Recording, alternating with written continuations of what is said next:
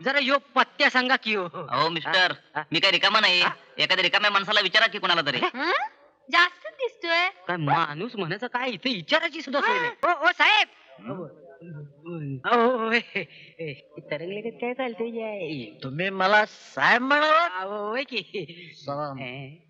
ते जरा यो पत्त्या कुठे आला सांगा की. ये पत्ता तो आपण को एकदमच मालूम है. अरे वा सांगून टाका की मग. सांगू हा पण एक काम करणार का? बोला की. आपल्याला एवढे देणार का? काय ते निदान 9 टाक तरी. काय ते नव्हता.